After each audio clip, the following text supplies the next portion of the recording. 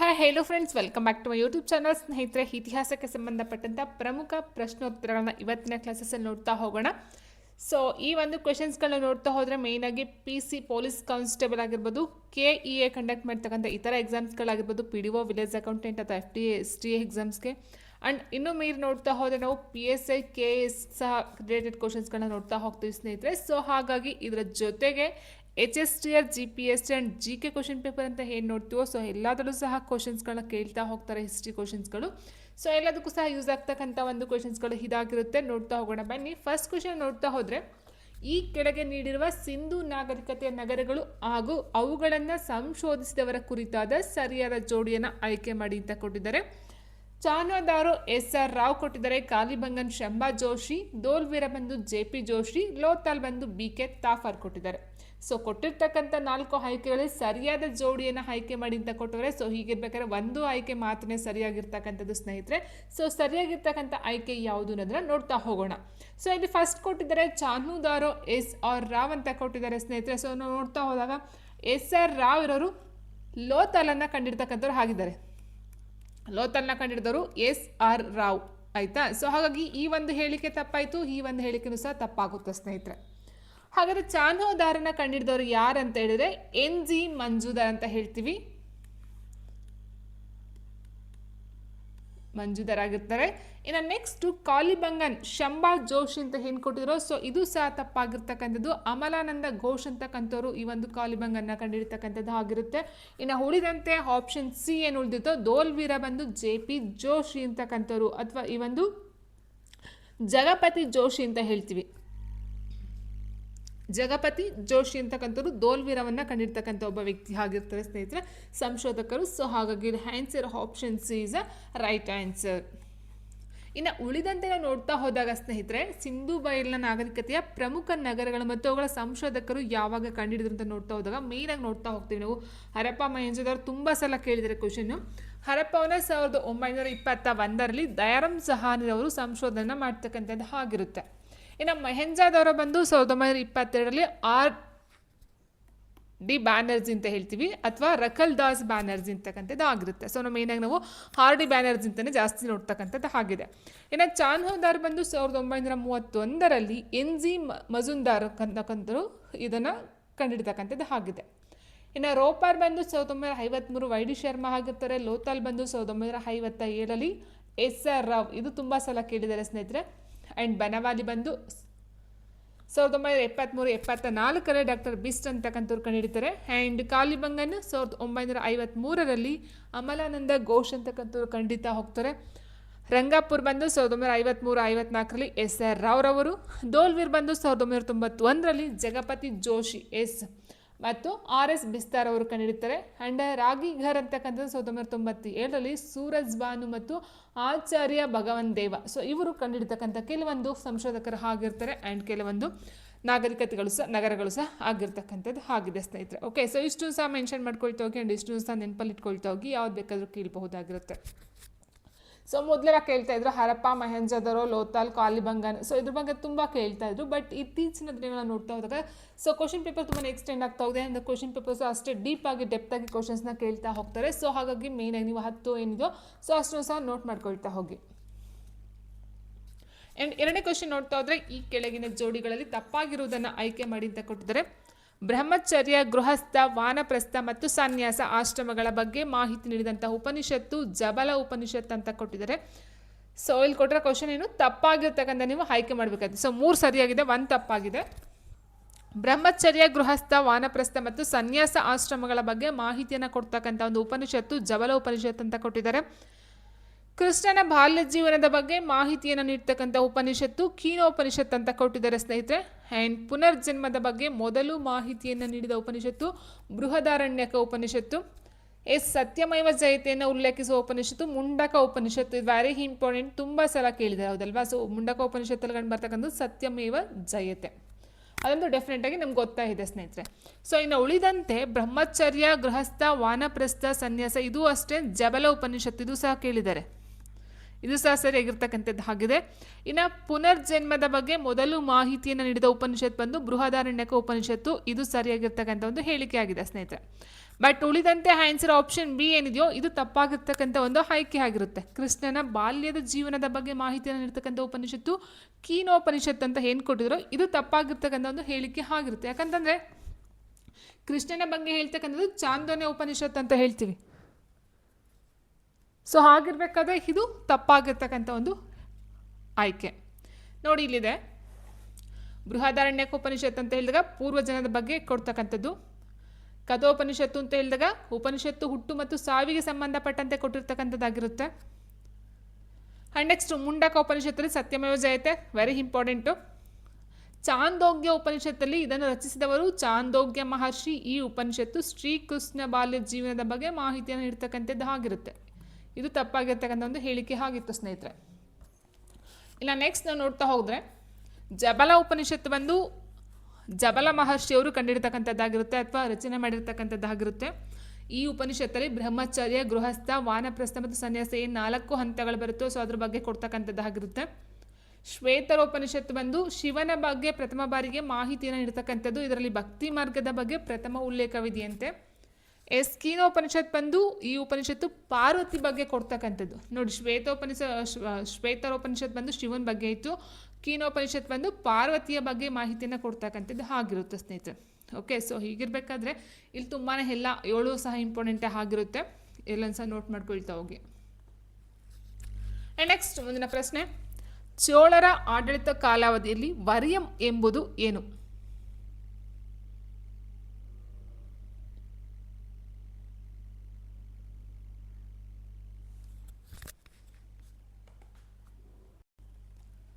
ದೊಡ್ಡ ಗ್ರಾಮಗಳ ಆಡಳಿತ ಘಟಕ, ಚುನಾವಣೆಯಲ್ಲಿ ಆಯ್ಕೆಯಾದ ಪ್ರತಿನಿಧಿಗಳ ಸಮಿತಿಗಳು, ಚೋಳರ ಕಾಲದಲ್ಲಿದ್ದ ಸೇನಾದಂಡು ಕೇಂದ್ರಗಳು ಮೇಲಿನ ಯಾವುದು ಅಲ್ಲ? ಸೊ ಚೋಳರ ಬಗ್ಗೆ ಕೊಟ್ಟಿರ್ತಕ್ಕಂಥದ್ರಲ್ಲಿ ವರ್ಯಂ ಅಂದರೆ ಏನು ಅಂತಕ್ಕಂಥದ್ದು ಒಂದು ಪ್ರಶ್ನೆ ಆದ ಸ್ನೇಹಿತರೆ. ಇದು ಸರಿಯಾದಂತಹ ಒಂದು ಉತ್ತರ ನೋಡ್ತಾ ಹೋದಾಗ ಆಪ್ಷನ್ ಬಿ ಚುನಾವಣೆಯಲ್ಲಿ ಆಯ್ಕೆಯಾದ ಪ್ರತಿನಿಧಿಗಳ ಸಮಿತಿಯನ್ನು ನಾವು ಇಲ್ಲಿ ವರ್ಯಂ ಅಂತ ಕರಿತಾ ಇದ್ರು. ಸೊ ಮೇಯ್ನಾಗಿ ಚೋಳರು ಅಂತ ಹೇಳಿದ್ರೆ ಒಂದು ಮೂಲ ಪುರುಷ ಬಂದು ವಿಜಯಾಲಯ ಆಗಿರ್ತಾನೆ. ವಿಜಯಾಲಯ. ಸೊ ಇವರ ಪ್ರಮುಖ ರಾಜಧಾನಿ ಅಂತ ಹೇಳಿದ್ರೆ ತಂಜಾವೂರಾಗಿರುತ್ತೆ. ತಂಜಾವೂರು ಮತ್ತು ಗಂಗೈಕೊಂಡ.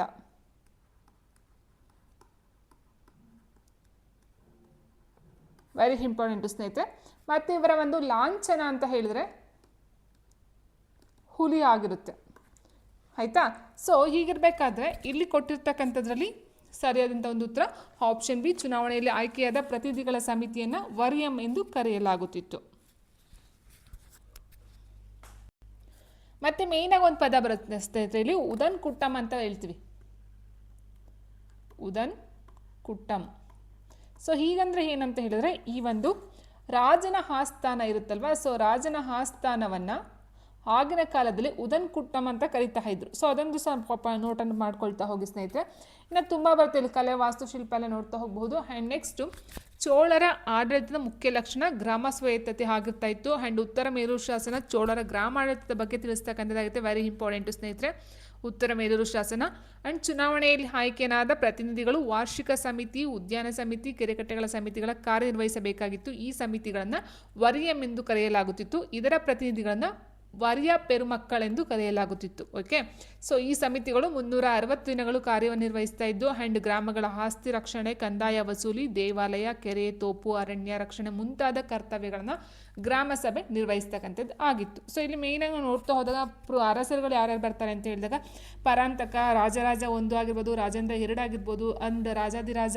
ಸೊ ಇವರೆಲ್ಲ ನಾವು ನೋಡ್ತಾ ಹೋಗ್ತೀವಿ ಚೋಳರಲ್ಲಿ. ಸೊ ಮೇಯ್ನಾಗಿ ಬರ್ತಕ್ಕಂಥ ತಂಜಾವೂರು ಮತ್ತು ಗಂಗೈಕೊಂಡ ಅಂತಕ್ಕಂಥ ವೆರಿ ಫೇಮಸ್ ಆಗಿರ್ತಕ್ಕಂಥದ್ದು ಅಂತ ಹೇಳ್ಬೋದಾಗಿರುತ್ತೆ ಸ್ನೇಹಿತರೆ. ಆ್ಯಂಡ್ ನೆಕ್ಸ್ಟು ಇನ್ನೂ ಒಂದು ಪಾಯಿಂಟ್ ಏನಂತ ಹೇಳಿದ್ರೆ ಇಲ್ಲಿ ಮೇಯ್ನಾಗಿ ನಾವು ಗ್ರಾಮಾಡಳಿತ ವ್ಯವಸ್ಥೆ ಏನಿದೆಯೋ, ಗ್ರಾಮಾಡಳಿತ ವ್ಯವಸ್ಥೆ, ಸೊ ಇದು ಮೇಯ್ನಾಗಿ ಈ ಒಂದು ಭಾರತೀಯ ಇತಿಹಾಸದಲ್ಲೇ ಮಾದರಿಯಾಗಿತ್ತಂತೆ ಚೋಳರ ಒಂದು ಕಾಲದ ಗ್ರಾಮಾಡಳಿತ. ಸೊ ಹಾಗಾಗಿ ಇಲ್ಲಿ ನಾವು ನೋಡ್ತಾ ಹೋದಾಗ ಇಲ್ಲಿ ದ್ರಾವಿಡ ವಾಸ್ತುಶಿಲ್ಪ ಶೈಲಿಗೆ ಪರಿಪೂರ್ಣತೆಯನ್ನು ಸಾಧಿಸ್ತಕ್ಕಂಥದ್ದು ಆಗಿರುತ್ತೆ. ಆ್ಯಂಡ್ ಭಾರತೀಯ ಸಂಸ್ಕೃತಿಯನ್ನು ಮಲಯ, ಸುಮಾತ್ರ ಮತ್ತು ಜಾವಗಳಿಗೆ ಹರಡಿತು ಅಂತ ಸಹ ನೋಡ್ತಾ ಹೋಗ್ತೀವಿ ಈ ಒಂದು ಚೋಳರಲ್ಲಿ. ಸೊ ವೆರಿ ಇಂಪಾರ್ಟೆಂಟ್ ಆಗಿರುತ್ತೆ ಸ್ನೇಹಿತರೆ. ಆ್ಯಂಡ್ ನೆಕ್ಸ್ಟು ಹೊಂದಿಸಿ ಬರೆಯಿರಿ. ರಜಪೂತರ ಮನೆತನಗಳನ್ನು ಕೊಟ್ಟಿದ್ದಾರೆ, ಸ್ಥಾಪಕರುಗಳನ್ನು ಕೊಟ್ಟಿದ್ದಾರೆ. ಪಾರಮಾರರು, ಚೇದ್ಯ, ಕಲಚೂರಿಗಳು, ಚಂದೆಲರು, ಗೂರ್ಜರ, ಪ್ರತಿಹಾರರು. ನೋಡ್ತಾ ಹೋದರೆ ಸ್ನೇಹಿತರಲ್ಲಿ ಪಾರಮಾರರು ಬಂದಾಗ ಉಪೇಂದ್ರ ಬರ್ತಾರೆ. ಆಪ್ಷನ್ ಎಗೆ ಉಪೇಂದ್ರ ಬರ್ತಕ್ಕಂಥದ್ದಾಗಿರುತ್ತೆ. ಸೊ ಹಾಗಾಗಿ ಇಲ್ಲಿ ಸಿ ಮತ್ತು ಡಿ ತಪ್ಪಾಗುತ್ತೆ ಸ್ನೇಹಿತರೆ. ಅದಾದ ನಂತರ ಚೇದ್ಯ ಕಲಚೂರಿಗಳು ಬಂದು ಗೋಕಲ್ಲ ಅಂತಕ್ಕಂಥದ್ದು. ಚಂದೆಲ್ಲರ ಬಂದು ನನ್ನುಕ ಆ್ಯಂಡ್ ಗೂರ್ಜರ ಪ್ರತಿಹಾರ ಬಂದು ಹರಿಶ್ಚಂದ್ರ. ಸೊ ಇಲ್ಲಿ ಆನ್ಸರ್ ಆಪ್ಷನ್ ಎ ಆಗಿರುತ್ತೆ. ಆ್ಯಂಡ್ ನೆಕ್ಸ್ಟ್ ಮಧ್ಯಕಾಲೀನ ಭಾರತದಲ್ಲಿ ಜಬಿತಾ ಮತ್ತು ಬಿಸ್ವಾ ಎಂಬ ಎರಡು ರೀತಿಯ ಭೂಕಂದಾಯ ಪದ್ಧತಿಗಳನ್ನು ಜಾರಿಗೆ ತಂದಂಥ ಮುಸ್ಲಿಂ ದೊರೆ ಯಾರು ಅಂತ ಕೇಳಿದ್ದಾರೆ. ಮಧ್ಯಕಾಲೀನ ಭಾರತದಲ್ಲಿ ಜಬಿತಾ ಮತ್ತು ಬಿಸ್ವಾ ಎಂಬ ಎರಡು ರೀತಿಯ ಭೂಕಂದಾಯ ಪದ್ಧತಿಗಳನ್ನು ಜಾರಿಗೆ ತಂದಂಥ ಮುಸ್ಲಿಂ ದೊರೆ ಯಾರು? ಅಕ್ಬರ್, ಅಲ್ಲಾವುದ್ದೀನ್ ಖಿಲ್ಜಿ, ಮೊಹಮ್ಮದ್ ಬಿನ್ ತುಗ್ಲಕ್, ಫಿರೋಜ್ ಶಾ ತುಗ್ಲಕ್. ಸರಿಯಾದಂಥ ಉತ್ತರ ಸ್ನೇಹಿತರೆ ಅಲ್ಲಾವುದ್ದೀನ್ ಖಿಲ್ಜಿ ಅವರು ಮಾಡಿರ್ತಕ್ಕಂಥದ್ದಾಗಿರುತ್ತೆ. ಇನ್ನು ಮಧ್ಯಕಾಲೀನ ಭಾರತ ಇತಿಹಾಸದಲ್ಲಿ ಅಲ್ಲಾವುದ್ದೀನ್ ಖಿಲ್ಜಿ ಮೊದಲ ಬಾರಿಗೆ ಭೂಮಾಪನ ಕಾರ್ಯವನ್ನು ಆರಂಭಿಸ್ತಕ್ಕಂಥದ್ದಾಗಿರುತ್ತೆ. ಸೊ ಹಾಗಾಗಿ ಇವರು ಖಿಲ್ಜಿಯ ಜಬಿತಾ ಮತ್ತು ಬಿಸ್ವಾ ಅಂತಕ್ಕಂಥ ಎರಡು ರೀತಿಯ ಭೂಕಂದಾಯ ಪದ್ಧತಿಗಳನ್ನ ಜಾರಿಗೆ ತರ್ತಾರೆ. ಇನ್ನು ನೆಕ್ಸ್ಟ್ ನೋಡ್ತಾ ಹೋದರೆ ಆಲ್ರೆಡಿ ಹೇಳ್ದಾಗೆ ಲಾಸ್ಟ್ ಕ್ವಶನ್ ಹೇಳಿದೆ ನಾನು. ಅಕ್ಬರ್ ಬಂದು ಈ ಒಂದು ಮನ್ಸಬ್ದಾರಿ ಪದ್ಧತಿನ ಜಾರಿಗೆ ತಂದಿರ್ತಕ್ಕಂಥದ್ದಾಗಿರ್ತಾರೆ. ಸೊ ಅಲ್ಲಾವುದ್ದೀನ್ ಖಿಲ್ಜಿ ಬಂದು ಭೂಕಂದಾಯ ಪದ್ಧತಿನ ಜಾರಿಗೆ ತಂದಿರ್ತಕ್ಕಂಥದ್ದಾಗಿರುತ್ತೆ. ಇನ್ನು ಕಂದಾಯ ಬಾಕಿ ವಸೂಲಿ ಮಾಡಲು ದಿವಾನ್ ಇ ಮಸ್ತಕ್ ರಾಜ್ ಎಂಬ ಇಲಾಖೆಯನ್ನು ಸ್ಥಾಪನೆಯನ್ನು ಮಾಡಿರ್ತಕ್ಕಂಥದ್ದಿತ್ತು. Very important. And Alauddin Khilji ಬೆಲೆ ಮತ್ತು ಮಾರುಕಟ್ಟೆ ನಿಯಂತ್ರಣವನ್ನು ಜಾರಿಗೆ ತಂದಂಥವರು. ಹಾಗೂ ಇವನ ಕಾಲದ ಮಾರುಕಟ್ಟೆಯಲ್ಲಿ ದಿವಾನ್ ರಿಯಾಸತ್ ಎಂದು ಕರೆಯಲಾಗುತ್ತಿತ್ತು ಯಾವುದನ್ನು? ಮಾರುಕಟ್ಟೆಯನ್ನು. ಮತ್ತು ಮಾರುಕಟ್ಟೆ ಅಧಿಕಾರಿಯನ್ನು ಶಹನ್ ಇ ಮಂಡಿ ಎಂದು ಕರೆಯಲಾಗುತ್ತಿತ್ತು. ಅರ್ಥ ಮಾಡ್ಕೊಳ್ತಾ ಹೋಗಿ. ಕಂದಾಯ ಬಾಕಿ ವಸೂಲಿಗೆ ದಿವಾನ್ ಇ ಮಸ್ತಕ್ ರಾಜ್ ಎಂಬ ಇಲಾಖೆ ಇತ್ತು. ಬಟ್ ಮಾರುಕಟ್ಟೆಗೆ ದಿವಾನ್ ಇ ರಿಯಾಸತ್ ಅಂತಕ್ಕಂಥ ಒಂದು ಹೆಸರನ್ನ ಕೊಟ್ಟಿರ್ತಕ್ಕಂಥದ್ದು ಆಗಿರುತ್ತೆ. ಮುಂದಿನ ಪ್ರಶ್ನೆ, 1946ರಲ್ಲಿ ನಡೆದ ರಾಯಲ್ ನೌಕಾಪಡೆಯ ದಂಗೆಯನ್ನು ಬೆಂಬಲಿಸಿದಂಥ ಏಕೈಕ ರಾಷ್ಟ್ರೀಯ ಕಾಂಗ್ರೆಸ್ನ ಸದಸ್ಯರು ಯಾರು? ಮಹಾತ್ಮ ಗಾಂಧೀಜಿ, ಜವಾಹರ್ಲಾಲ್ ನೆಹರು, ಅರುಣಾ ಅಸಫ್ ಅಲಿ, ಸರ್ದಾರ್ ವಲ್ಲಭಾಯ್ ಪಟೇಲ್.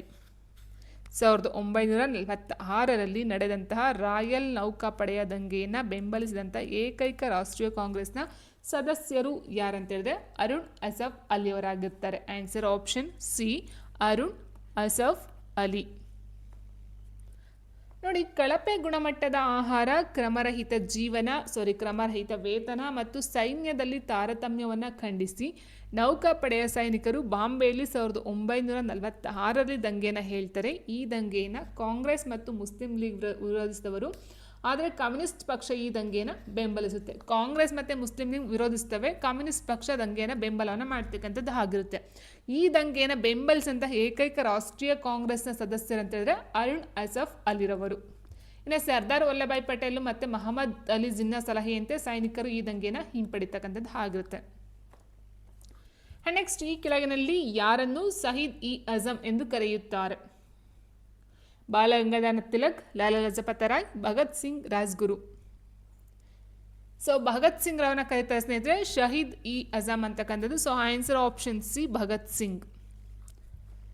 ಸೊ ಇವರು ಒಬ್ಬ ಕ್ರಾಂತಿಕಾರಿಯಾಗಿದ್ದು ಇವರನ್ನು ಪ್ರಿನ್ಸ್ ಆಫ್ ಮಾರ್ಚರಿ ಅಂಡ್ ಎಂದು ಸಹ ಕರೆಯಲಾಗುತ್ತೆ. ಅವರನ್ನು ಶಹೀದ್ ಇ ಅಜಮ್ ಅಂತಲೂ ಸಹ ಕರೀತಕ್ಕಂಥದ್ದು ಆಗಿರುತ್ತೆ. ಸೊ ಇಲ್ಲಿ ಬಂದು ಆನ್ಸರು ಆಪ್ಷನ್ ಭಗತ್ ಸಿಂಗ್ ಆಗಿರುತ್ತೆ. ನೆಕ್ಸ್ಟು, ಭಾರತದ ಸರ್ವ ಸಮಸ್ಯೆಗಳಿಗೂ ಸಮಾಜವಾದವೇ ಮದ್ದು ಎಂದು ಹೇಳಿದವರು ಯಾರು? ಆಪ್ಷನ್ ಮಹಾತ್ಮ ಗಾಂಧೀಜಿ ಕೊಟ್ಟರೆ ಜಯಪ್ರಕಾಶ್ ನಾರಾಯಣ್, ಬಾಬು ರಾಜೇಂದ್ರ ಪ್ರಸಾದ್, ಜವಾಹರ್ಲಾಲ್ ನೆಹರು. ಭಾರತದ ಸರ್ವ ಸಮಸ್ಯೆಗಳಿಗೂ ಸಮಾಜವಾದವೇ ಮದ್ದು ಎಂದು ಹೇಳಿದವರು ಜವಾಹರ್ಲಾಲ್ ನೆಹರೂರವರು. Option D. ನೆಕ್ಸ್ಟ್, 1919ರಲ್ಲಿ ನಡೆದ ಜಲಿಯನ್ ವಾಲಾಬಾಗ್ ದುರಂತಕ್ಕೆ ಸಂಬಂಧಿಸಿದಂತೆ ಈ ಕೆಳಗಿನ ಯಾವ ಹೇಳಿಕೆಗಳು ಸರಿಯಾಗಿವೆ ಅಂತ ಕೊಟ್ಟಿದ್ದಾರೆ.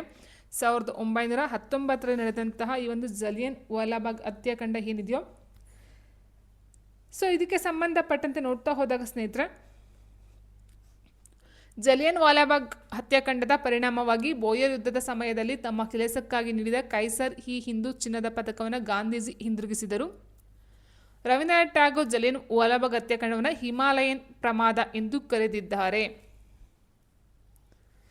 ಸೊ ಇಲ್ಲಿ ನೋಡ್ತಾ ಹೋದಾಗ ಸ್ನೇಹಿತರೆ ಆನ್ಸರ್ ಫಸ್ಟ್ ಒಂದು ಮಾತ್ರ ಸರಿ ಹೋಗುತ್ತೆ. ಜಲಿಯನ್ ವಾಲಾಬಾಗ್ ಹತ್ಯಾಕಾಂಡದ ಪರಿಣಾಮವಾಗಿ ಬೋಯರ್ ಯುದ್ಧದ ಸಮಯದಲ್ಲಿ ತಮ್ಮ ಕೆಲಸಕ್ಕಾಗಿ ನೀಡಿದಂಥ ಕೈಸರ್ ಹಿ ಹಿಂದೂ ಚಿನ್ನದ ಪದಕವನ್ನು ಗಾಂಧೀಜಿಯವರು ಹಿಂದಿರುಗಿಸ್ತಾರೆ. ಸೊ ಆಪ್ಷನ್ 1 ಮಾತ್ರ ಸರಿಯಾಗಿದೆ, ಆಪ್ಷನ್ 2 ತಪ್ಪಾಗಿದೆ.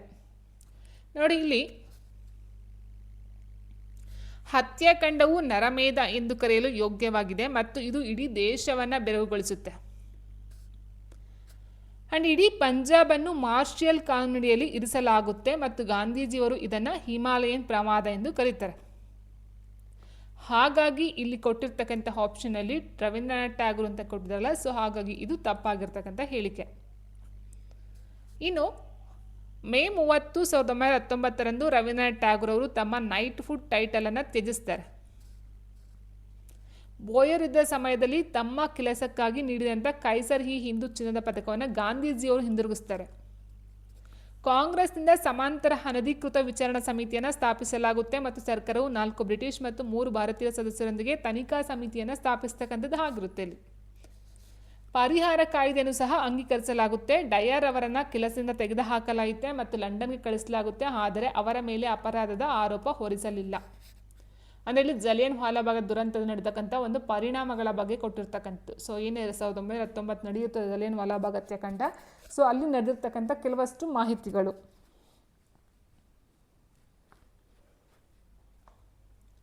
ನೆಕ್ಸ್ಟ್ 1857ರ ಸ್ವಾತಂತ್ರ್ಯ ಸಂಗ್ರಾಮದಲ್ಲಿ ಈ ಕೆಳಗಿನ ಯಾರು ಭಾಗವಹಿಸಿದ್ದರು ಅಂತ ಕೇಳಿದರೆ ಮೊಹಮ್ಮದ್ ಖಾನ್, ಫಿರೋಜ್ ಶಾ, ರಾಣಾ ಪ್ರತಾಪ್ ಸಿಂಗ್, ಖಾನ್ ಬಹದ್ದೂರ್ ಖಾನ್. ನೋಡಿ ಸ್ನೇಹಿತರೆ, ಮೊಹಮ್ಮದ್ ಖಾನ್ ಅಂತಕ್ಕಂಥವ್ರು ಏನಿದಾರೋ ಸೊ ಇವರು ಸಹ ಬಿಜ್ನೂರು ಅಂತಕ್ಕಂಥ ಒಂದು ಪ್ರದೇಶದಲ್ಲಿ ಭಾಗವಹಿಸ್ತಾರೆ. ಫಿರೋಜ್ ಶಾ ಬಂದು ಮಾಂಡಸ ಅಂತಕ್ಕಂಥ ಒಂದು ಪ್ರದೇಶ. ರಾಣಾ ಪ್ರತಾಪ್ ಸಿಂಗು ಸಹ ಕುಲು ಅಂತಕ್ಕಂಥದ್ದು. ಖಾನ್ ಬಹದ್ದೂರ್ ಖಾನ್ ಇವರು ಬಂದು ಬರೇಲಿ ಅಂತಕ್ಕಂಥ ಒಂದು ಪ್ರದೇಶದಲ್ಲಿ ತಮ್ಮ ಒಂದು ಸಂಗ್ರಾಮದಲ್ಲಿ ಭಾಗವಹಿಸ್ತಕ್ಕಂಥದ್ದು ಆಗಿರುತ್ತೆ. ಸೊ ಹಾಗಾಗಿ ಇಲ್ಲಿ ಆನ್ಸರ್ ಆಪ್ಷನ್ ಡಿನ ತಗೊಳ್ತೀವಿ, 1, 2, 3, 4. ಸೊ ಇದಕ್ಕೆ ಸಂಬಂಧಪಟ್ಟಂತೆ ಇನ್ಫಾರ್ಮೇಷನ್ ಕೊಡ್ತಾ ಹೋಗ್ತೀನಿ ಸ್ನೇಹಿತರೆ. ನೋಡಿ, ಮೀರತ್ತಲ್ಲಿ ಕದಮ್ ಸಿಂಗ್ ರವರು ನಾಯಕರಾಗಿರ್ತಾರೆ. ದೆಹಲಿಯಲ್ಲಿ 2ನೇ ಬಹದ್ದೂರ್ ಶಾ. ಕಾನ್ಪುರ ದಂಗೆ ಬಂದು ನಾನಾ ಸಾಹೇಬ್. ಲಕ್ನೋ ಬಂದು ಬೇಗಂ ಹಜರತ್ ಮಹಲ್. ಝಾನ್ಸಿ ರಾಣಿ ಲಕ್ಷ್ಮೀಬಾಯಿ. ಬಿಹಾರದ ಜಗದೀಶ್ಪುರದಲ್ಲಿ ಕುನ್ವರ್ ಸಿಂಗ್. ಫೈಜಾಬಾದ್ನಲ್ಲಿ ಮೌಲ್ವಿ ಅಹಮದುಲ್ಲಾ. ಬರೇಲಿಯಲ್ಲಿ ಖಾನ್ ಬಹದ್ದೂರ್ ಖಾನ್. ಬನಾರಸ್ ಬಂದು ಮೌಲ್ವಿ ಲಿಯಾಖತ್ ಅಲಿ. ಬಿಜ್ನೂರಲ್ಲಿ ಮೊಹಮ್ಮದ್ ಖಾನ್. ನೆಕ್ಸ್ಟ್ ಮಾಂಡರಸಲ್ಲಿ ಫಿರೋಜ್ ಶಾ. ಕುರುನಲ್ಲಿ ರಾಣಾ ಪ್ರತಾಪ್ ಸಿಂಗ್. ಸೊ ಇವರು ನಾಯಕತ್ವವನ್ನು ವಹಿಸ್ಕೊಂಡಿರ್ತಕ್ಕಂಥವ್ರು ಆಗಿರ್ತಾರೆ. ನೆಕ್ಸ್ಟ್, ಬಾದಾಮಿ ಚಾಲುಕ್ಯರ ಕಾಲದಲ್ಲಿ ನಿರ್ಮಿತವಾದಂತಹ ಈ ಕೆಳಗಿನ ಯಾವ ದೇವಾಲಯ ಭಾರತ ಸಂಸತ್ ಮಾದರಿಯಲ್ಲಿದೆ? ಬಾದಾಮಿ ಚಾಲುಕ್ಯರ ಕಾಲದಲ್ಲಿ ನಿರ್ಮಿತವಾದಂಥ ಈ ಕೆಳಗಿನ ಯಾವ ದೇವಾಲಯ ಸಂಸತ್ ಮಾದರಿಯಲ್ಲಿದೆ? ಲಡಖಾನ್ ದೇವಾಲಯ, ದುರ್ಗಾ ದೇವಾಲಯ, ವಿರೂಪಾಕ್ಷ ದೇವಾಲಯ, ಗಳಗನಾಥ ದೇವಾಲಯ. ಸರಿಯಾದಂಥ ಒಂದು ಉತ್ತರ ಸ್ನೇಹಿತರೆ ಆಪ್ಷನ್ ಬಿ, ದುರ್ಗಾ ದೇವಾಲಯ ಆಗಿರುತ್ತೆ. ನೋಡಿ, ಇದನ್ನು ಸೂರ್ಯ ದೇವಾಲಯ ಎಂದು ಸಹ ಕರೆಯುತ್ತಾರೆ. ಈ ದೇವಾಲಯದ ಸುತ್ತ ಕೋಟೆಯ ಗೋಡೆ ಇರುವುದರಿಂದ ಇದನ್ನು ದುರ್ಗಾ ದೇವಾಲಯ ಅಥವಾ ಕೋಟೆ ದೇವಾಲಯ ಎಂದು ಕರೆಯಲಾಗುತ್ತದೆ. ಈ ದೇವಾಲಯ ಭಾರತದ ಸಂಸತ್ ಭವನದ ಮಾದರಿಯನ್ನು ಹೊಂದಿರತಕ್ಕಂಥ ಒಂದು ದೇವಾಲಯವಾಗಿದ್ದು ಕುದುರೆ ಲಾಳಾಕೃತಿ ಮತ್ತು ಬೌದ್ಧ ಚೈತ್ಯಾಲಯ ವಿನ್ಯಾಸದಲ್ಲಿದೆ. ಇದರ ದೇವಾಲಯದ ಶಿಖರ ಒರಿಸ್ಸಾದ ದೇವಾಲಯಗಳ ಶಿಖರವನ್ನು ಹೋಲುತ್ತದೆ.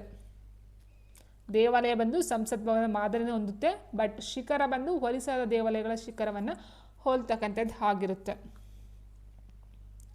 ನೆಕ್ಸ್ಟ್, ಎಲ್ಲೋರದ ಕೈಲಾಸನಾಥ ದೇವಾಲಯಕ್ಕೆ ಸಂಬಂಧಿಸಿದಂತೆ ಈ ಕೆಳಗಿನ ಯಾವ ಹೇಳಿಕೆ ಸರಿಯಾಗಿದೆ ಅಂತ ಕೊಟ್ಟಿದ್ದಾರೆ? ಎಲ್ಲೋರದ ಕೈಲಾಸನಾಥ ದೇವಾಲಯ. ಸೊ ಫಸ್ಟ್ ಆಪ್ಷನ್, ರಾಷ್ಟ್ರಕೂಟರ 1ನೇ ಕೃಷ್ಣನು ಕೈಲಾಸನಾಥ ದೇವಾಲಯವನ್ನು ಎಲ್ಲೋರದಲ್ಲಿ ನಿರ್ಮಿಸ್ತಾನೆ. 2ನೇದು, ಕೈಲಾಸನಾಥ ದೇವಾಲಯ ದ್ರಾವಿಡ ಶೈಲಿಯಲ್ಲಿದೆ ಅಂತ ಕೊಟ್ಟಿದ್ದಾರೆ. ಇಲ್ಲಿ ಕೊಟ್ಟಿರ್ತಕ್ಕಂಥ ರಾಷ್ಟ್ರಕೂಟರ 1ನೇ ಕೃಷ್ಣನು ಕೈಲಾಸನಾಥ ದೇವಾಲಯವನ್ನು ಕಟ್ತಾನೆ. ಸೊ ಅದು ಏನು ಗೊತ್ತಾ ಸ್ನೇಹಿತರೆ, ಇದು ಈ ಒಂದು ಬೆಟ್ಟವನ್ನು ಕೊರೆದು ಕಟ್ಟಿರ್ತಕ್ಕಂಥ ಒಂದು ದೇವಾಲಯ ಇದು. ಸೊ ಹಾಗಾಗಿ ಇದೊಂದು ಫೇಮಸ್ ಪ್ರಸಿದ್ಧಿಯನ್ನು ಪಡ್ಕೊಂಡಿರ್ತಕ್ಕಂಥದ್ದು. ಇನ್ನು ಕೈಲಾಸನಾಥ ದೇವಾಲಯ ದ್ರಾವಿಡ ಶೈಲಿಯಲ್ಲಿದೆ ಅಂದರೆ ಹೌದು, ಎರಡೂ ಸಹ ಸರಿಯಾಗಿರ್ತಕ್ಕಂಥ ಒಂದು ಹೇಳಿಕೆ ಇರುತ್ತೆ. ಆನ್ಸರ್ ಆಪ್ಷನ್ ಸಿ 1 ಮತ್ತು 2 ಆಗಿರುತ್ತೆ. ಇನ್ನು ರಾಷ್ಟ್ರಕೂಟರಿಗೆ ನೋಡ್ತಾ ಹೋದಾಗ ಇದರ ಮೂಲ ಪುರುಷ ದಂತಿದುರ್ಗ ಅಂತ ಹೇಳ್ತೀವಿ. ದಂತಿದುರ್ಗ ಇದರ ಮೂಲ ಪುರುಷ ಆಗುತ್ತೆ. ಸೊ ಇದರ ಒಂದು ರಾಜಧಾನಿ ಬಂದು ಎಲಚಿಪುರ ಅಂತಕ್ಕಂಥದ್ದಾಗಿತ್ತು. ನಂತರ ಮಾನ್ಯಕೇಟ ಆಗಿರುತ್ತೆ. ಫಸ್ಟ್ ಎಲಚಿಪುರ ಇತ್ತು, ಅದಾದ ನಂತರ ಮಾನ್ಯಕೇಟಗೆ ಚೇಂಜ್ ಮಾಡ್ತಕ್ಕಂಥದ್ದಾಗಿರುತ್ತೆ. ಇವರ ಒಂದು ಲಾಂಛನ ಅಂತ ಹೇಳಿದ್ರೆ ಗರುಡ ಆಗಿರುತ್ತೆ. ಗರುಡ ಇವರ ಒಂದು ಲಾಂಛನ. ಸೊ ಮೇಯ್ನಾಗಿ ನೋಡ್ತಾ ಹೋದಾಗ ಸ್ನೇಹಿತರೆ ತುಂಬ ಬರುತ್ತೆ. ಮುಖ್ಯ ಕೇಂದ್ರಗಳು ಅಂತ ನೋಡ್ತಾ ಹೋದಾಗ ಅಜಂತ, ಎಲ್ಲೋರ ಆಗಿರ್ಬೋದು, ನಾಸಿಕ್, ಮಾಳ್ಕೇಡ್ ಆಗಿರ್ಬೋದು, ಐಹೊಳೆ, ಬಾದಾಮಿ, ಪಟ್ಟದಕಲ್ಲು. ಸೊ ಇದೆಲ್ಲ ತುಂಬ ನೋಡ್ತಾ ಹೋಗ್ತೀವಿ ಸ್ನೇಹಿತರೆ. ಆ್ಯಂಡ್ ಒಂದು ಕೊಡುಗೆ ಅಂತ ತುಂಬಾ ಇದೆ. ಕಲೆ ವಾಸ್ತುಶಿಲ್ಪಕ್ಕೆ ನೋಡ್ತಾ ಹೋದಾಗ ಈ ಒಂದು ಕೈಲಾಸನಾಥ ದೇವಾಲಯ ಅಂತ ತುಂಬ ಒಂದು ಇದಾಗಿರುತ್ತೆ. ಎಲ್ಲೋರದಲ್ಲಿ ದಶಾವತಾರ ಗುಹೆ ಆಗಿರ್ಬೋದು, ಇಂದ್ರಸಭಾ ಆಗಿರ್ಬೋದು, ರಾಮೇಶ್ವರ ಮುಂತಾದ ಗುಹಾಂತರ ದೇವಾಲಯಗಳಾಗಿರ್ಬೋದು ತುಂಬಾ ಇದೆ. ಆ್ಯಂಡ್ ಮೇಯ್ನಾಗಿ ಈ ಒಂದು ಕೈಲಾಸನಾಥ ದೇವಾಲಯ ಏನಿದೆಯೋ ಅದು 226 ಅಡಿಯಲ್ಲಿ ಕಟ್ಟಿರ್ತಕ್ಕಂಥದ್ದಾಗಿರುತ್ತೆ. ನೋಡಿ, ಕ್ರಿಸ್ತಶಕ 770 ರಾಷ್ಟ್ರಕೂಟ ದೊರೆ 1ನೇ ಕೃಷ್ಣನು ಕೈಲಾಸನಾಥ ದೇವಾಲಯವನ್ನು ಎಲ್ಲೋರದಲ್ಲಿ ನಿರ್ಮಿಸ್ತಕ್ಕಂಥದ್ದಾಗಿರುತ್ತೆ. ಈ ದೇವಾಲಯವು 164 ಅಡಿ. ಸೊ ಕೆಲವೊಂದು ಕಡೆ ಒಂದೊಂದು ಥರ ಕೊಟ್ಟಿದ್ದಾರೆ ಸ್ನೇಹಿತರೆ ಇದು. ಹಾಗಾಗಿ 164 ಅಡಿ ಉದ್ದ, 109 ಅಡಿ ಅಗಲ, 92 ಅಡಿ ಎತ್ತರವನ್ನು ಕೊಟ್ಟರೆ. ಬಟ್ ಬೇರೆ ಬುಕ್ಸ್ಗಳಲ್ಲಿ ಇನ್ನೊಂಥರ ಇದೆ. ಅಷ್ಟು 226 ಅಡಿ ಉದ್ದ ಅಂತ ಕೊಟ್ಟಿದ್ದಾರೆ ಆ್ಯಂಡ್ 154 ಅಡಿ ಅಗಲ. ಓಕೆ, ನೆಕ್ಸ್ಟ್ ಈ ದೇವಾಲಯವನ್ನು ಏಕಶಿಲಾ ಗುಡ್ಡದಲ್ಲಿ 107 ಅಡಿ ಆಳಕ್ಕೆ ಕೊರೆಯಲಾಗಿದೆ. ನಾನು ಹೇಳಿದಾಗೆ ಒಂದೇ ಒಂದು ಬೆಟ್ಟದಲ್ಲಿ ಕೊರೆದಿರ್ತಕ್ಕಂಥದ್ದು ಆಗಿರುತ್ತೆ. ಇನ್ನು ದೇವಾಲಯದ ಕೆಳ ಅಂತಸ್ತಿನ ತಡೆಗೋಡೆಗಳ ಮೇಲೆ ರಾವಣನು ಕೈಲಾಸ ಪರ್ವತವನ್ನು ಎತ್ತುತ್ತಿರುವ ದೃಶ್ಯವು ಸಹ ಅಮೋಘವಾಗಿ ಕಾಣುವುದರಿಂದ ಈ ದೇವಾಲಯವನ್ನು ಕೈಲಾಸನಾಥ ದೇವಾಲಯ ಎಂದು ಕರೆಯಲಾಗತಕ್ಕಂಥದ್ದು. ಇನ್ನು ಎಲ್ಲೋ ದೇವಾಲಯದ ಶಿಲ್ಪಿ ಬಂದು ವಿಶ್ವಕರ್ಮ, ವೆರಿ ಇಂಪಾರ್ಟೆಂಟ್ ಶಿಲ್ಪಿ, ಕೆತ್ತನೆ ಮಾಡಿರ್ತಕ್ಕಂಥದ್ದು. ಇನ್ನು ನೆಕ್ಸ್ಟ್, ಕರ್ನಾಟಕದಲ್ಲಿ IPC ಜಾರಿಗೆ ತಂದಂಥ ಕಮಿಷನರ್ ಯಾರು? ಕರ್ನಾಟಕದಲ್ಲಿ IPC ಜಾರಿಗೆ ತಂದಂತಹ ಕಮಿಷನರ್ ಯಾರು? ಸರ್ ರಿಚರ್ಡ್ ಮೇಡ್, ಡಾಲ್ ಯಂಗ್, ಮಾರ್ಕ್ ರಕಬನ್, ಎಸ್ ಬೋರಿಂಗ್ ಕೊಟ್ಟಿದ್ದಾರೆ. ಸರಿಯಾದಂಥ ಒಂದು ಉತ್ತರ ಸ್ನೇಹಿತರೆ. ಆನ್ಸರ್ ಆಪ್ಷನ್ ಡಿ, ಬೋರಿಂಗ್ ಆಗಿರ್ತಾರೆ. ಸೊ ಇವ್ರ ಬಗ್ಗೆ ನಾವು ನೋಡ್ತಾ ಹೋದಾಗ 1862ರಲ್ಲಿ ಇಂಡಿಯನ್ ಪೆನಲ್ ಕೋಡ್ IPC ಅನ್ನು ಮೈಸೂರು ರಾಜ್ಯದಲ್ಲಿ ಜಾರಿಗೆ ತರ್ತಕ್ಕಂಥರಾಗಿರ್ತಾರೆ. 1862 ಬೆಂಗಳೂರಿನಲ್ಲಿ ಸೆಂಟ್ರಲ್ ಕಾಲೇಜನ್ನು ಸ್ಥಾಪಿಸ್ತಾರೆ. ಯಾರು? ಬೋರಿಂಗ್ರವರು. ಮೈಸೂರು ರಾಜ್ಯದಲ್ಲಿ ಕಾಫಿ ತೋಟಗಾರಿಕೆಯನ್ನು ಪ್ರಾರಂಭಿಸ್ತಕ್ಕಂಥದ್ದಾಗಿರುತ್ತೆ. ಆ್ಯಂಡ್ ಬೋರಿಂಗ್ ಹೈದರಾಲಿಯ ಇತಿಹಾಸ ಮತ್ತು ಟಿಪ್ಪು ಸುಲ್ತಾನ ಇತಿಹಾಸ ಎಂಬ ಕೃತಿಯನ್ನು ರಚಿಸಿದ್ದಾರೆ. ಹಾಗೂ ಈತನ ಹೆಂಡತಿ ಲೇಡಿ ಬೋರಿಂಗ್ ಈಸ್ಟರ್ನ್ ಎಕ್ಸ್ಪೀರಿಯನ್ಸ್ ಎಂಬ ಆತ್ಮಕಥನವನ್ನು ರಚಿಸಿದ್ದಾರೆ. ವೆರಿ ವೆರಿ ಇಂಪಾರ್ಟೆಂಟ್ ಸ್ನೇಹಿತರೆ. ಯಾವ ಕ್ವಶನ್ಸ್ ಬೇಕಾದ್ರೂ ಕೇಳ್ಬೋದು ಅಥವಾ ಹೇಳಿಕೆ ರೂಪದಲ್ಲಿ ಕೇಳಬಹುದಾಗಿರುತ್ತೆ. ನೋಡ್ಕೊಳ್ತಾ ಹೋಗಿ. ಹೈದರಾಲಿಯ ಇತಿಹಾಸ ಮತ್ತು ಟಿಪ್ಪು ಸುಲ್ತಾನ ಇತಿಹಾಸ ಅಂತಕ್ಕಂಥ ಒಂದು ಕೃತಿಯನ್ನು ರಚನೆ ಮಾಡಿದ್ದಾರೆ. ಸೊ ಇವರ ವೈಫ್ ಈಸ್ಟರ್ನ್ ಎಕ್ಸ್ಪೀರಿಯನ್ಸ್ ಅಂತಕ್ಕಂಥದ್ದು ಒಂದು ಆತ್ಮಕಥನವೂ ಸಹ ಬರೆದಿರ್ತಕ್ಕಂಥದ್ದು ಆಗಿದೆ. Next question, my public life ಈ ಕೆಳಗಿನ ಯಾರ ಆತ್ಮಕಥೆಯಾಗಿದೆ? Sir M Visvesvaraya, Mirza Ismail, Nalvadi Krishnaraja Wadiyar, Seshadri Iyer. My public life ಅಂತಕ್ಕಂಥ ಒಂದು ಕೃತಿಯ ಬರೆದಿರ್ತಕ್ಕಂಥದ್ದು ಯಾರಂತೇಳಿದ್ರೆ ಮಿರ್ಜಾ ಇಸ್ಮಾಯಿಲ್. ಆಪ್ಷನ್ ಬಿ ಆಗಿರುತ್ತೆ. ನೋಡಿ, ಇವರು ಮಿರ್ಜಾ ಇಸ್ಮಾಯಿಲ್ ರವರು ಸಕ್ಕರೆ ಕಾರ್ಖಾನೆಗಳನ್ನ ಮಂಡ್ಯ, ಹೊಸಪೇಟೆ ಮತ್ತು ಶಿವಮೊಗ್ಗಗಳಲ್ಲಿ ಪ್ರಾರಂಭಿಸ್ತಕ್ಕಂಥದ್ದಾಗಿದೆ. ಬೆಳಗೋಳದಲ್ಲಿ ರಾಸಾಯನಿಕ ಕಾರ್ಖಾನೆ, ಹಮ್ಮಸಂದ್ರದಲ್ಲಿ ಸಿಮೆಂಟ್ ಕಾರ್ಖಾನೆ, ಮೈಸೂರು ಪೇಪರ್ ಮಿಲ್, ಬೆಂಗಳೂರಲ್ಲಿ ಮಿನರ್ವಾ ಮಿಲ್ಗಳನ್ನು ಸ್ಥಾಪಿಸಿರ್ತಕ್ಕಂಥದ್ದು. ಇನ್ನು ಮೈಸೂರಿನಲ್ಲಿ ಬೃಂದಾವನ ಗಾರ್ಡನ್ ನಿರ್ಮಿಸಿರ್ತಕ್ಕಂಥದ್ದಾಗಿದೆ. ಆ್ಯಂಡ್ ಬೆಂಗಳೂರಲ್ಲಿ ನಿಮನ್ಸ್ ಆಸ್ಪತ್ರೆಯನ್ನು ನಿರ್ಮಾಣ ಮಾಡ್ತಕ್ಕಂಥದ್ದು. ಮೈಸೂರು ರಾಜ್ಯದಲ್ಲಿ ಗ್ರಾಮೀಣ ವಿದ್ಯುತ್ತೀಕರಣ ಯೋಜನೆ ಪ್ರಾರಂಭವನ್ನು ಮಾಡಿರ್ತಕ್ಕಂಥದ್ದಾಗಿದೆ. ಆ್ಯಂಡ್ ಮೇಯ್ನಾಗಿ ಮಿರ್ಜಾ ಇಸ್ಮಾಯಿಲ್ ರವರು ಮೈಸೂರು ರಾಜ್ಯದ ಪರವಾಗಿ ಇಂಗ್ಲೆಂಡ್ನಲ್ಲಿ ನಡೆದಂಥ 3 ದುಂಡು ಮೇಜಿನ ಸಮ್ಮೇಳನದಲ್ಲೂ ಸಹ ಭಾಗವಹಿಸಿದ್ರು. ಇವರು ಮೈ ಪಬ್ಲಿಕ್ ಲೈಫ್ ಎಂಬ ಆತ್ಮಕಥನವನ್ನು ರಚಿಸಿದ್ದಾರೆ. ಸೊ ಹಾಗಾಗಿ ಇಷ್ಟು ಸಾವಿರ ಒಂದು ಇನ್ಫಾರ್ಮೇಷನ್ನ ನೀವು ಪಾಯಿಂಟ್ ವೈಸ್ ನೋಟ್ ಮಾಡ್ಕೊಳ್ತಾ ಹೋದರೆ ಯಾವ ಕ್ವಶನ್ಸ್ ಬೇಕಾದ್ರೂ ಕೇಳಬಹುದಾಗಿರುತ್ತೆ. ಅಥವಾ 4-5 ಹೇಳಿಕೆ ಸ್ಟೇಟ್ಮೆಂಟ್ಗಳನ್ನ ಕೊಟ್ಬಿಟ್ಟು ಸರಿಯಾಗಿರ್ತಕ್ಕಂಥದ್ದು ಆಯ್ಕೆ ಮಾಡಿ ಅಂತನಾದರೂ ಕೊಡ್ಬೋದಾಗಿರುತ್ತೆ ಸ್ನೇಹಿತರೆ. ಓಕೆ ಸ್ನೇಹಿತರೆ, ಸೊ ಇವತ್ತಿನ ಕ್ಲಾಸಸ್ ಇದಾಗಿತ್ತು class. So I hope video ನಿಮಗೆಲ್ಲ ಯೂಸ್ ಅಂತ ಆದರೆ ಒಂದು ಲೈಕನ್ನು ಕೊಡೋದನ್ನು ಮರೆಯಬೇಡಿ ಅಂತ ಹೇಳ್ತಾ ಎಲ್ರಿಗೂ ಧನ್ಯವಾದಗಳು.